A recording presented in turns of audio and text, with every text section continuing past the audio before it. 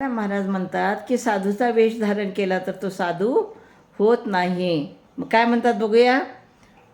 आमुची गोसावी आयाचीच वृत्ती, करवी शिष्या हाती उपदेश.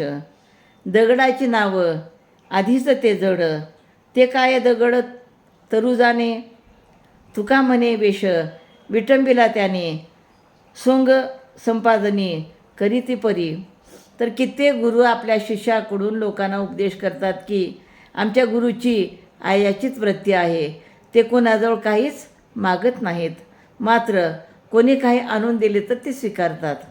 यावर तुकाराम महाराज म्हणतात, जी दगडाची नाव आहे ती स्वभावतच जड आहे, ती दुसऱ्या दगडाला काय तारणार.